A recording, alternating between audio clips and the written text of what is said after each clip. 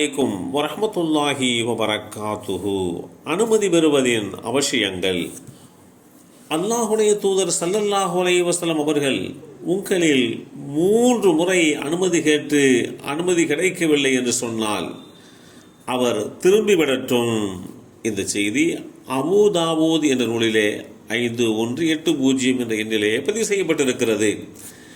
சில நேரங்களில் ஒருவருடைய வீட்டிற்குள்ளே நுழைவதை அவர்கள் விரும்பாமல் இருக்கலாம், அல்லது வெளியே வர முடியாத சூழ்நிலையாக இருக்கலாம்.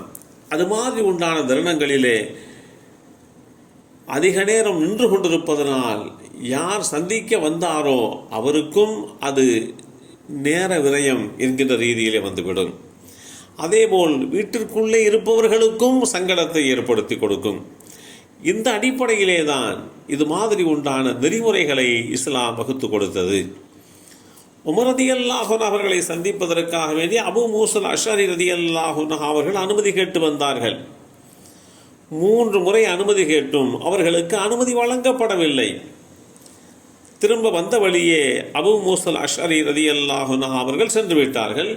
உமர் ரலியல்லாஹு அன்ஹு அவர்கள் இவர்கள் வந்த அந்த செய்தியை அறிந்து ஏன் தன்னை சந்திக்காமல் போய்விட்டார்கள், அவரை அழைத்து வாருங்கள் என்று ஒரு ஆளை விட்டு அழைத்து வர சொல்லி, அப்படி அழைத்து வந்தபோது அபூ மூஸா அல்-அஷ்அரியிடத்திலே கேட்டார்கள், உமர் ரலியல்லாஹு அன்ஹு அவர்கள் ஏன் என்னை சந்திக்காமல் போய்விட்டீர்கள் என்று.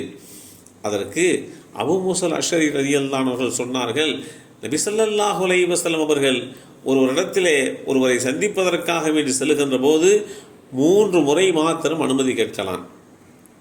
3 முறையுமே அனுமதி கேட்டு அனுமதி வழங்கப்படவில்லை என்று சொன்னால், எந்த பதிலும் வரவில்லை என்று சொன்னால் அவர் திரும்பி விடுவதுதான் அவருக்கு சிறந்தது என்று அல்லாஹுடைய தூதர் ஸல்லல்லாஹு அலைஹி வஸல்லம் அவர்கள் எங்களுக்கு வழிகாட்டி தந்திருக்கிறார்கள்.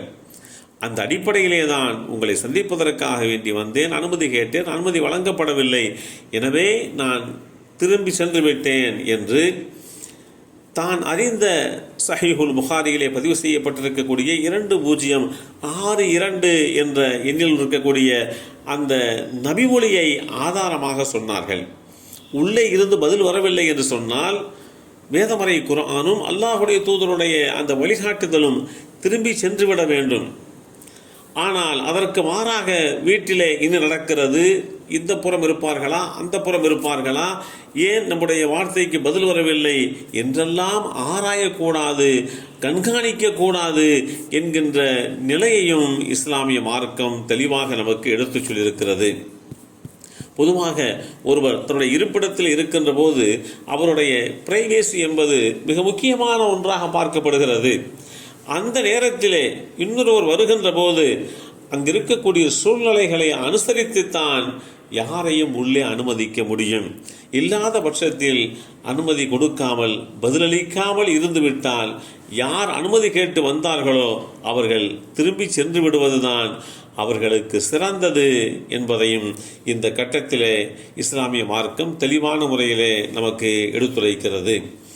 இன்றைக்கு உண்டான காலகட்டத்திலே தொலைத்தொடர்பு சாதனங்கள் அதிகரித்து விட்டிருக்கக்கூடிய ஒரு சூழ்நிலையிலே தகவல் தொழில்நுட்பமும் விலாவரியாக விசாலமாக இருக்கக்கூடிய ஒரு சூழ்நிலையிலே ஒருவரை சந்திப்பதற்குண்டான இந்த வழிமுறைகளை நாம் முன்கூட்டியே கேட்டு அவர்கள் அனுமதித்தால் அதற்கு தகுந்தாற்போல் நம்முடைய அந்த சந்திப்புக்கு உண்டான பயணத்தை அமைத்து கொள்வதுதான் முறையானது என்பதையும் இஸ்லாம் நமக்கு தெளிவான முறையிலே வழிகாட்டி தருகிறது.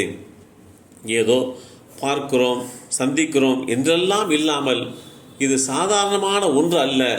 ஒருவரை அவருடைய இருப்பிடத்திற்கு போய் சந்திப்பது என்பது பல வகையிலே அவர்களுக்கு சிரமங்களை சங்கடங்களை உண்டு பண்ணிவிடலாம். எனவே யார் சந்திக்க வருகிறாரோ அவர் முறையாக அனுமதி பெற வேண்டும். அதே போன்று யார் சந்திப்பதற்கு அனுமதி கொடுக்கிறார்களோ அவர்களுடைய பிரைவேசியும் எந்த வகையிலேயுமே பாதிக்கப்படக்கூடாது. எல்லாம் வல்ல அல்லாஹு தஆலா இஸ்லாமிய வழிமுறைகளை பின்பற்றக்கூடிய வாய்ப்பை நமக்கும் நம் சந்ததிகளுக்கும் வழங்கி அருள் புரிவானாக. அஸ்ஸலாமு அலைக்கும் வரஹ்மத்துல்லாஹி வபரகாத்துஹு.